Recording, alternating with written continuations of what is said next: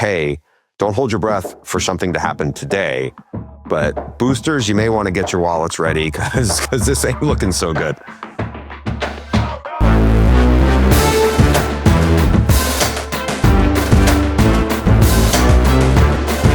Welcome to The Audible, presented by Trader Joe's. I'm Stuart Mandel, joined as always by Bruce Feldman. No Rob Russo today, as he always says, when I'm gone, he is on assignment today. And that actually is an accurate depiction. Today, first of all, every episode of our show is on YouTube at Audible Show. You can find all our episodes there. Today, it's Tuesday. We pick our games against the spread, make our picks against the spread for next weekend. But Bruce, since the episode aired on Sunday, to nobody's surprise, Billy Napier finally got fired at Florida. You could just tell by the tone of the press conference afterward and the questions and his reaction that I think everybody knew it was coming. But now that it has, we turn our attention, as we always do. Who's next at Florida? Who do you think's next? I think one of the first calls that Scott Strickland, the AD, is going to have at UF is to look and say, hey, Lane Kiffin, do you want to stay in the SEC and come to a place where people have won national titles? I know it's going really well for you, and now all your family and extended family is settled in very nicely to Oxford. But let me remind you, no one's won a national title there at Ole Miss really since the sport has been integrated. And they've only had 2 top 10 seasons in the last 50 years. That is not a great history. Florida has the best recruiting pool in the country. Doesn't mean Lane and everybody else outside the state can't try to poach it and get some of those players. But one's more of a closer to a blue blood than certainly the other. And Lane has spent a lot of time in Florida. Certainly, he did very well as the FAU coach when he really kind of kickstarted this second act of his coaching career. Before we get to other candidates, too, because I think there are some legit other candidates. Here's the thing with Lane, and I want your thoughts on it. So saying all that about 10 years ago, it was no comparison, Florida compared to Ole Miss as a job. The Gators have won 3 national titles, 1 under Spurrier, 2 under Urban, all within the last 30 years. They've kind of been spinning their wheels for, trying to find the right fit ever since Urban left Gainesville. But what's a little different, I think, in this day and age, and by that I mean in the portal era, and certainly in the NIL era, Ole Miss seems to have a way more organized and functioning setup. You have a good NIL situation with Walker Jones, who's a former Ole Miss player, who then was an agent at CAA and also worked at Under Armour. And he's one of the better people who does what he does in major college football, right? And we've seen Lane has worked the portal really well in Oxford, Lane and his staff. Florida has had so many missteps on both of those fronts. Certainly, you and I both spent a lot of time writing about Jaden Rashada and that fiasco as it played out. If I ask you right now, if you're Lane Kiffin, how tempted would you be? Never mind the timing of you could be realistically 10-2 and coaching a playoff team and how that messes up the timing. But if you're Lane Kiffin, are you tempted significantly by the Florida job if the Gators really come with a lot of money and a lot of alignment to say, hey, we're going to fix this thing? I think he'd be very tempted because of what you said, national championship history, great state for recruiting. Remember, he was the coach at FAU. His dad is obviously forever associated with the Bucks. So there's a lot to like about that job. But I agree with what you said. I mean, I think in today's age, first of all, you always hear about alignment, right? The importance of alignment. He has that at Ole Miss with the president and the AD. Florida has gone through, I don't even know how many presidents over the last 5 to 10 years. Scott Strickland's been there a while, but Scott Strickland always seems to be dealing with some fiasco in the football program. And yeah, I mean, going back to the Rashada thing, like it doesn't feel like Florida has had a good grasp on how much the environment has changed. And there are people that know that place a lot better than I do.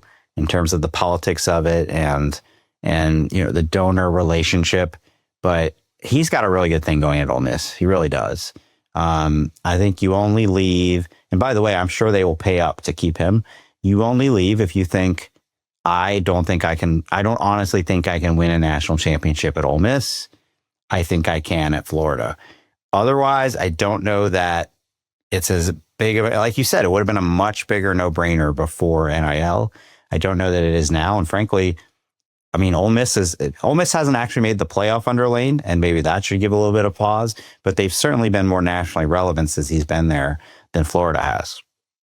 Yeah, one other point on it, Stu, and I don't know how much this is worth. They do have the Swamp is one of the best stadium environments in the country. Vaught Hemingway is a smaller venue, no way around it. But again, I think it's a unique place, and I do think there's something where fit matters. And everything knowing the Kiffin family a little bit and the extended one, his brother's there with their kids, and his ex-wife is there, and his son is now, I think, a sophomore at Oxford High, and it just feels like they are in a much better place, and he is than the first year or two on the job. So we'll see what decisions get made on that front. But there are other good candidates here, and I'm going to rattle through a couple, and you tell me which one you like the most in this fit. And they're all offensive guys, by the way, like Lane. And that would be Jedd Fisch, who was a Florida alum who started his coaching career working for Steve Spurrier, first as a student assistant, then as a GA. A lot of history in the state of Florida, too. He was Miami's offensive coordinator. He also coached for the Jaguars. I know that job would be a tough one for him to say no to. I know he's done he did a terrific job at Arizona, and he's off to a good start at Washington. So there's that. Then there's Eli Drinkwitz, not the same connections to UF or to Florida, but is in the SEC, done an outstanding job at Mizzou. He's another one, I said this about Kiffin.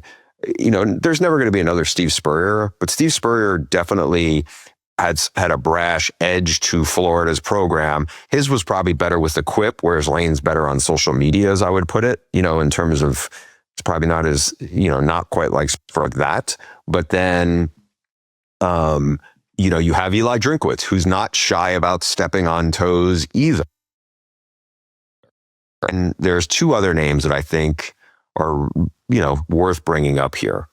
And one of those is James Franklin, who coached at Vandy, did an amazing job there. Obviously just got fired at Penn State. And my gut is, I think it's really hard for some place that feels like it's as big as, another blue blood to turn around and hire a guy who just got fired in the same cycle.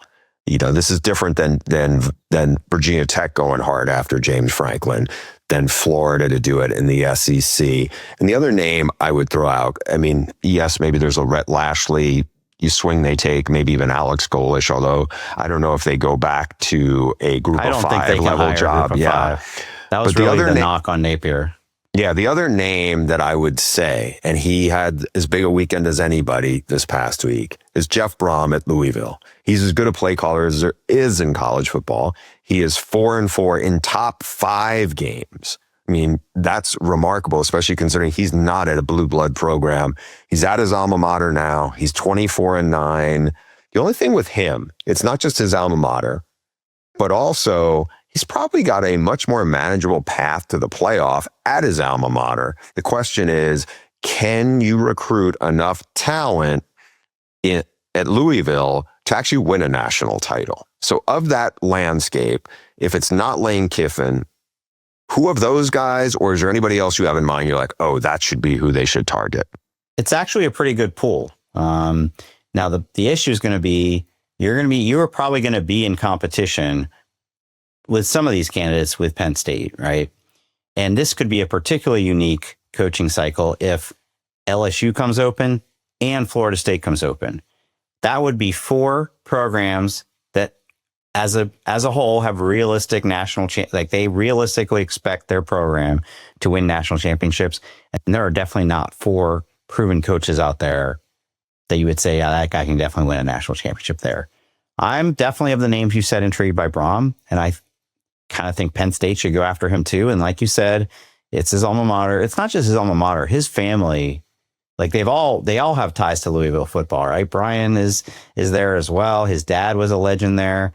And so, you talk about coaches like when Rich Rod left West Virginia and everybody felt so betrayed, or Lincoln Riley leaving. This would be up there with all of them. Like if Brohm goes somewhere else, I think maybe for Ohio State, like maybe like the best of the best, maybe they'd be more forgiving, but pretty much everywhere else, like they will disown him. And is he okay with being disowned by his hometown school? He did turn them down once, if you recall, to stay at Purdue, but then he went the second time. So I guess I am saying I don't think he would come. But never say never. I like Jedd Fisch. I like that idea. Because of the Florida ties, because of the Spurrier ties. Deep down, I think a big reason why Florida keeps cycling through coaches every 4 years is because they're not Steve Spurrier. They ever since that run, and I know you can group Urban in there too, but I don't get the sense that Urban is particularly beloved at Florida, even for winning those national titles. But Spurrier is. He's still around. So getting somebody with ties to that era would make a lot of sense. So I would say one of those two. And it's not that I'm down on Drinkwitz. They would just be lower than those other guys. What about you? Yeah, I'm pretty much echo everything you just said. I think we as sports writers, we look at Jeff Brohm as about, just a brilliant strategist and game plan guy, because we see him play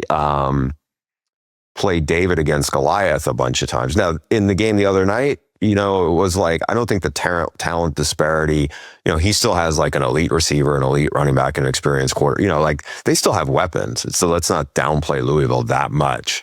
But I'm with you on everything you said about that.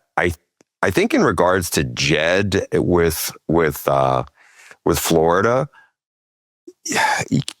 I think it would behoove him to go to get at least 8-4 and 9-3, because I think it then all of a sudden, because I think if I'm a Gator fan, I'm not sure I'm as familiar with, you and I know how awful Arizona was when he got there, right. And they won one game the first year, and then by the end of year 3, I mean they finished number 11 in the country, and last year it was a disaster for Arizona, but that program was set up. They had a lot of players. Some of them Jedd took with him to Seattle, but there was still a bunch of dudes, that were on that team. It just went really bad last year after he left.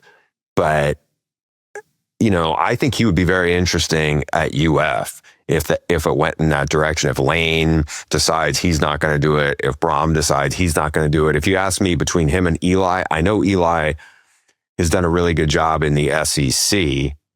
I'd be curious to see how Jedd could do there. It's we also know that in terms of structure and what he might be able to bring there. By the way, his old college roommate at UF is Howie Roseman, who is as the best GM in football right now with the Eagles and the architect of a Super Bowl champ. So I think he's been somebody who kind of knows what he's doing beyond just being the head coach and everything that goes with that. So I think he would. He could make some sense. I am fascinated to see how that one plays out, and we'll have to see how it unfolds. And a lot's going to change. Some of these coaches may not win. Some of them may win. There's going to be other jobs. Some of them might not be available, right? Like we talked about this last week. If Lane has Ole Miss in the playoff, the timing probably isn't going to work out there for Florida to hire him. But Jedd Fisch will be available. I agree. He's got to. They lost. I think they're good, but they lost 24-6 at home to Ohio State. And this past weekend, I think, was pretty disappointing, 24-7 at Michigan. So if you're a Florida fan, he might not even be on your radar right now. But over the next 4 games, they play Illinois at home, at a terrible Wisconsin team, home against a pretty bad Purdue team, and at UCLA, who is getting better, but certainly beatable before obviously ending with Oregon. So if you can get on a run, I mean, 9-3 is definitely a possibility there. And then, like you said, he becomes more attractive to them.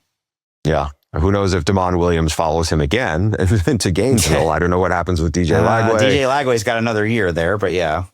I mean, I don't know. He may think Damon Williams is a better fit. Who knows? That's way early for any of those things. But Stu, you mentioned if Jedd gets offered that job, he's not turning it down, right?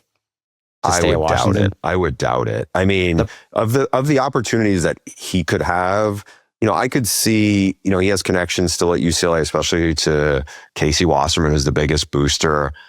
I just wouldn't think, as much as I know he and his family liked living in Southern California, to me, unless, UCLA restructures everything for him, I would just think that's not as much of an option. And who knows, as you said, things are going really well. Good job, Tim Skipper. Maybe Tim Skipper coaches his way into keeping the job. It's looking like that's a good possibility right now. I would say Washington's a better job than UCLA, but it's not a better job than Florida. Washington's actually got it pretty tough right now in terms, that is not a program that is swimming in money. And, obviously they joined the Big Ten for that reason, but they're getting a half share of the Big Ten revenue for now. So I think they've been running a deficit for a little while, that athletic department. So it's going to be tough for them to be on the level of the Ohio States and Michigans and whatnot in the Big Ten. But when Florida has it going, they've shown they can be the top team in that conference. It's almost hard to remember this now, but they keep running through these coaches, but McElwain took them to 2 SEC championship games, I think. And that didn't work out for other reasons. And Mullen took them to an SEC championship game. So it's really, the Napier resume was frankly so bad that it made you forget, it wasn't that long ago that they were a contender. On that note, we're going to take a quick break and we'll be right back for more Coaching Carousel conversations. All right, Stu, we're back. And as you said, we're going to talk more carousel stuff. Monday morning, 2 programs that are definitely hot seat situations, one in Tallahassee, one in Madison, Wisconsin. Both ADs came out with statements. I don't know if they wouldn't call them really even vote of confidences as the traditional. They were more about hey, don't hold your breath for something to happen today. Right. But boosters, you may want to get your wallets ready because this ain't looking so good. That was a big part of it, I think. Yeah. So you wrote a column on this, on how both ADs handled the situation and breaking down the dynamics. Tell me, if you haven't read the column yet, where do you think the difference is on how the schools are approaching it? Well, first of all, as I said in there, it's kind of extraordinary that we've gone from in-season coaching firings to being pretty rare to now being so common that the ADs feel they have to let everybody know that they're not going to fire their coach in the middle of the season. The Florida State situation, as we talked about over the weekend, really escalated quickly by that loss at Stanford. It's not like his seat was sizzling before the weekend. I thought Michael Alford, the Florida State AD, he got in. He said what he needed to say, and he got in and out. Acknowledged the passionate fan base, that this start to the season is unacceptable, and then just flat out said, as we continue to move forward this season, our comprehensive assessment of the football program will be completed at season's end. So we're not going to do anything right now, but if this doesn't change, we're going to be firing him at the end of the season. Seems pretty reasonable to me. It also, like you said, does telegraph that, hey, if you've got, because that's a $59 million buyout, even higher than the Penn State one. You might need some help there. So it buys you some time. It gives you 5 or 6 weeks to be calling the boosters saying, if we're going to do this, we need a little bit of help. I thought the Wisconsin one was strange, Bruce, because that's not the same. His hot seat has been hot since the beginning of the season. And they didn't have a Florida State beating Alabama game to cool the waters for a little bit. They've just been terrible. They're 2-5. They just lost back. They just got shut out in back-to-back home games by a combined score of 71-0. So it seems like a weird time for Chris McIntosh to say in there, after expressing the requisite disappointment and high standards, Coach Fickle sees the potential in what this team can be, as do I. What potential are we seeing? How can you dare tell these fans, like, don't worry, there's what you're seeing isn't the full picture. Like, we can still turn this around. Do you know who Wisconsin plays this weekend? Somebody really, really good. At Oregon. You know, you're not going to see if there's potential, it's not going to be there this weekend. They also play at Indiana later. It is an absolutely brutal schedule. They played Alabama, they played Ohio State. Now they're going to play those two teams, but you can't be losing 37-0 at home to Iowa either. They might not win another game.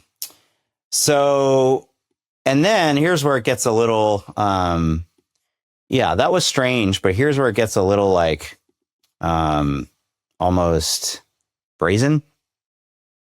Athletics is committed to elevating the investment into our football program to position us to compete at the highest level. As a department, we must provide our coaches the tools necessary to succeed. And then a couple sentences down from that. In this new era of collegiate athletics, the clear reality is that high expectations must be matched with an equal level of support. Do you read that the same way I do, which is give us money? I don't know how else you could really interpret this because, as you said, they're staring at a 2-10 season. And unlike Tallahassee, like things were bad before Mike Norvell came to Florida State, right? At Wisconsin, they fired Paul Chryst. I don't know what the win percentage was off the top of my head. I feel like it was at close to 75%, though. It was high. It was really high. Now, the program, he'd gone to a Rose Bowl a couple years before that. You could say the program was backsliding a little bit, but they weren't anywhere in the ballpark of 3-9, 2-10. And again, Luke Fickell did a really outstanding job at Cincinnati. But since he's been at Wisconsin, so he decided to dip the program, not even dip his toe in the air raid. They went all in on the air raid, basically for the first 2 years. And then he did a 180, and either the curve to get back into that is going to be pretty steep. And so it's going to take a little while before they get there. And I don't know if anybody's going to have the patience to get to year 4. Again, Florida State, Mike Norvell had a 13-0 season where they should have gotten into the playoff, right? Now, I know that last year was a debacle at 2-10.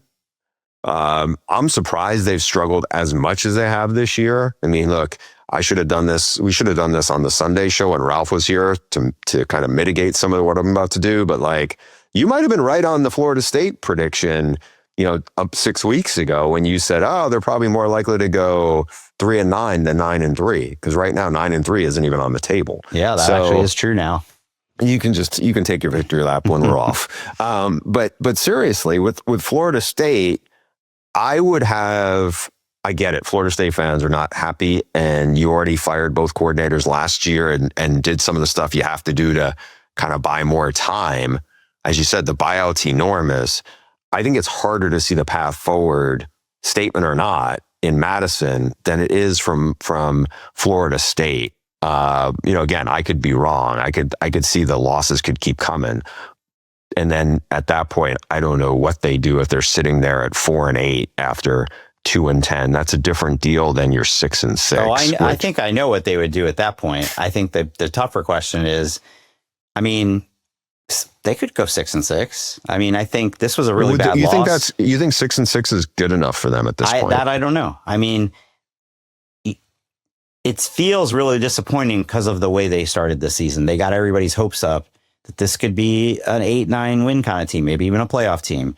And so that's hard to stomach 6-6, but you did go 2-10 last year. Usually you just expect you want the coach to show improvement, and that would be improvement. Which was the aberration, do you think, in retrospect, Stu? The 2-10 or the 13-1? I don't want to take the 13-1 away from him. I mean, he won 10 games the year before that. They had a really special quarterback. They had a really special core of players.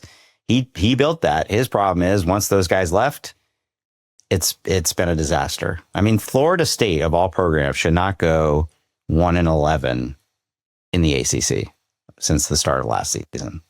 You know how hard you have to try to do that? Syracuse is better than that. Now Stanford now has more ACC wins this season than they have since the start of last season. So I don't want to sugarcoat it. Like, it's gotten really bad, but that is a ton of money. $59 million. That's just for the head coach buyout. They also have to buy out Gus Malzahn, I think, is making pretty good money. So is the defensive coordinator. By the way, they still had to eat a lot of money for Alex Atkins and God, what's my guy with the Chargers now, the safeties coach from is a big Red Sox fan who I can see his face, and the defensive coordinator who I'm blanking on his name now, but he's coaching DBs with the Chargers. Anyway, both of those guys, they had to buy them out too. I guess what I'm saying is I am not as certain as others that they're going to fire Mike Norvell. Thank you, Matt. Adam Fuller is who you're thinking of. I think Michael Alford really wants to make it work for another year if he can. I don't think he anticipated them losing to Stanford, though, which definitely, I feel like, completely shifted the conversation around Norvell. But yeah, he's got $59 million at least reasons to try to have Norvell come back next year. We're going to take another quick break, and when we come back, we have some picks against the spread for you. Okay, welcome back to the Audible. Before we get in, Stu, I did want to give you a tip. I don't know if you've gotten these from Trader Joe's, but I would highly recommend the chocolate chip cookies with sea salt. They are phenomenal. And, you know, they're almost too good because you don't want to eat too many of them, but I would highly recommend. Are those the ones that come in the gigantic bin? Yes, of course I've had those. The problem is you can't stop eating them. But yes, those are very good. I came prepared with a Trader Joe's recommendation as well, because it's almost trick or treat time. And the way we found out about this is that Madeline got it in her trick or treat bag last year from somebody. So now we will be paying it forward, if you will. And that is the Trader Joe's Wicked Good Peanut and Caramel Chocolate Bar. I don't think I even really need to describe it because it was all right there in the title of it. So pick that up for your trick or treat needs. And I believe Matt, our producer, as we were getting ready to do this, said he too has a Trader Joe's product recommendation. Yeah, I love Trader Joe's. Not compensated to say this, but I do love their chicken Italian sausage. I probably make a meat sauce for my family once a week with that. So big ups to Trader Joe's. And the good news is one of you is going to have $12 to spend on those great Trader Joe's products when you send your email to theaudiblepod@gmail.com for the emails that we will read on Thursday's episode. All right, Bruce, ready to pick some games? Yeah. All right, so let's recap what happened last week. I finally had a not awful week. You and I both went 3-1. Ralph went 2-2. But that's not why he's not here. He actually is doing some outside work. None of us hit on our upsets. Our totals for the season, you are a robust 15-8. Ralph is 12-11, and I am 9-14. Okay. I don't really understand how I'm 15-8 against the spread. That's kind of insane. I'm sure it's going to even out at some point. But back when we used to do the written, pick against the spread every week, and I would keep track of the results. I mean, there were many years where I finished below 500 against the spread. So let's just say you were due. Yeah, let's just say you were due. Okay. So the first game we're going to get to is a huge one in Baton Rouge. Texas A&M only a 2.5-point favorite against the reeling Tigers. Ralph says, here's the curveball result in the SEC. Tiger Stadium at night claims another victim. Do you agree with Ralph, Stu? I do. I think, this is a make it or break it game for Brian Kelly. Either he loses this one and then probably loses to Alabama and basically he's done, or get some excitement back on board there. I know everybody in Louisiana is pretty pessimistic right now, but only a 2.5-point spread. I don't think A&M is going to go undefeated. They got to fall at some point. Here it is. Here's your opportunity, LSU. Let's see if we're going to go 3 for 3 here.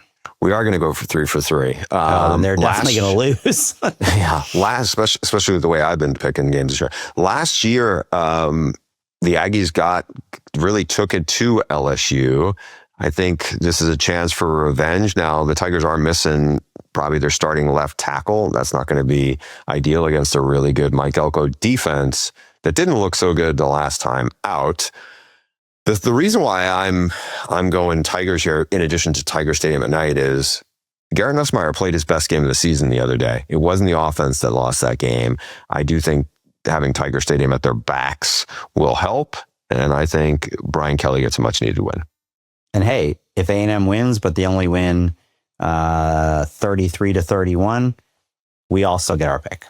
All right, Stu, we talked about Lane Kiffin's team, and now we're going to talk about their challenge for this week. They go into Norman. They face a very good OU defense that is a 4.5 point favorite against the Rebels coming off of last weekend's loss against Georgia, where they could not stop anybody. Ralph is going Ole Miss. Similar to the LSU game, Ralph says, I'll take the team with a more reliable offense and gladly grab a few points too. Do you agree with him again? Again, I agree with him, and even his reasoning too. I mean, I'm actually, frankly, like salivating at the fact that I can get 4.5 points here. A combination of, I think Oklahoma's overrated. I don't think they should be ranked that high. The loss to Texas looks even worse a week later. They do have an excellent defense. They totally shut down Lenora Sellers last week. But that Ole Miss offense is really good. It's not like Georgia really stopped them either. They just, eventually not to the fourth Ole Miss. quarter. The fourth quarter, they stopped them. They I think did. that was different. But what we're seeing from I guess John Napier post injury in Oklahoma, it's not a very good offense. And so they're not going to be able to outscore Ole Miss the way Georgia did. But maybe you disagree. I think the offense, Torrey Blaylock is stepping up. He's a young running back who's really explosive. They haven't gotten much out of Jaden Ott. They have gotten a lot out of Blaylock. I like that addition. I feel like I'm kind of hedging my bets here because I'm picking OU to win, but the score is 23-21, which means I'm actually going with Ole Miss. I feel like whenever I do this, I'm cheating, because you're trying to have your cake and eat it too. You can't have it both ways. I mean, either say Ole Miss is going to win or not. No, I'm going against the spread. The spread is a big enough number where I think Oklahoma gets a close win, just like what you were saying, a little bit earlier. So That's what it is. So you think Oklahoma's going to win, but if we come back here, but not cover. So if we come back here and I get it now. All right. Well, hey, it's better when we don't all three say the same thing. But we all do agree essentially on our picks. It's a very SEC heavy pick segment again this week, but I would say again, blame the other conferences' schedules. They don't have trifectas like this right now. Yeah. Mizzou at Vandy, two kind of upstart programs. Vandy, again, a favorite now for the second week in a row. They are a 3.5 point favorite against the Tigers. Ralph calls it a total coin flip game. And in that case, I'd usually think you should take the points. But I'll go with Pavia and Vandy Magic. But I'd be shocked if this was anything other than a one-score game deep into the fourth quarter. Do we agree with Ralph again? Yeah, I good Lord, I shouldn't be agreeing with him so much, but I should be going out on my own. I don't feel like this is the kind of game you see Mizzou win, to be perfectly honest. They've gotten a lot better under Eli.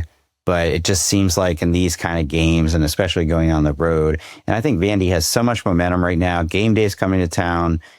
Pavia is either at the top or near the top of the Heisman list. It just feels like this is their moment, Bruce.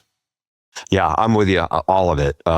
Big Pavia believer. Like how the rest of the team seems to be elevating on defense a little bit.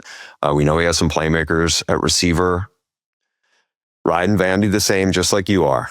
All right. The last game of the week is not an SEC game. It is undefeated BYU coming off the big Holy War win. Now they're going on the road to Ames. They're actually an underdog, a 2.5 point dog against the Cyclones. Ralph is going for the Cougars. He thinks they stay undefeated. Iowa State thinks it can overcome its injuries at cornerback, but it's the front seven where they're hoping to be healthier and deeper. If not, it's going to be a problem against BYU and LJ Martin. Obviously, LJ Martin is the terrific running back they have, who was banged up last year, but has been really good this year. So he says he's hopping on the BYU bandwagon. I'm sure it will derail, but I'll take the Cougars. I'm going to say it does get derailed here at Iowa State. I think it's just a tough spot coming off the Holy War. Iowa State, yes, injuries have affected them, but they're still pretty good. They got a really good quarterback. Give me Iowa State to cover the 2.5. Yeah, I think there's a little bit of an emotional letdown component because it's the Holy War coming off that game. I'm going to take Iowa State. I know they were really banged up without both cornerbacks. Bear Bachmeier does most of his damage. He can throw and they have good receivers, but I think it's the run game where they are most effective. And I do think that Rocco Becht in Iowa State is a dangerous team still on offense. I'm going to the Cyclones to knock the Cougs from the unbeaten ranks. Stu, do you want to get to the upsets now? Let's get to the upsets. All right. Ralph's upset, and it comes with a little zinger from our friend from Fordham. Unlike you guys, I like to pick real underdogs, not just teams getting 2.5 points on the road. This one, Ralph continues, is based on the Big 12 chaos theory and computer rankings, which think that a touchdown plus is a bit much for this spread. In fact, the line has already dropped a point. Ralph is taking Houston and the Fighting Willie Fritzes to upset Arizona State in Tempe. And right now, as we're taping this, they are an 8.5 point underdog. So that is a bold move by our friend. That's definitely one of the bolder upset picks anyone's had on here so far, because kudos to Willie Fritz. That's a great turnaround he's had, but it's been kind of an empty calories 6-1, if you know what I mean. ASU just showed they can beat a top team like Texas Tech. So, and he's not saying Houston covers the 8.5, which that seems reasonable. He's saying they win outright on the road. Hey, good for Ralph. What do you got? I got a question for you before we get to my upset. And it dawned on me just now. Somebody, if they haven't already, should do the record of teams against the spread the week after their fans storm the field. And just to see how they do after the huge emotional adrenaline dump. I bet there's been a lot of losses the week after that. I would think so. And I'm sure we have somebody who can scramble on that and come up and see maybe there's a story there or not. But anyway, for me, I'm going to do what Ralph always accuses me of. I stare at Arkansas-Auburn. The spread is not big. Arkansas is a 1.5 point underdog at home. Say what you want about Bobby Petrino, but he's a really good offensive coach. They've given everybody all they can handle in the first 2 times, and now they're playing an Auburn team that just feels snake bit. I think Petrino's going to get his first win back in Fayetteville in a long, long time. It's absolutely crazy. Auburn can't win an SEC game, but they always come so close. I looked at that one too, and I think I did think like 1.5. That's too easy. That's but it's beneath not like you. the one. Yeah, but it's not like the one I went with has a huge spread either. It is Wake Forest is a 3-point home underdog against SMU. SMU obviously coming off a big win over a shorthanded Clemson team. Now they got to go on the road, and I realize it's not a hostile atmosphere they're going into, but it is 2 trips to the East Coast in a row. Give me Wake. Wake was on an off week this week. All right. We will see how our picks do. We will also get, we're talking about Trader Joe's and the Trader Joe's gift card. That'll be up for grabs next time. You can always send your questions to theaudiblepod@gmail.com. Ralph will be with us next time, and we will see you next time.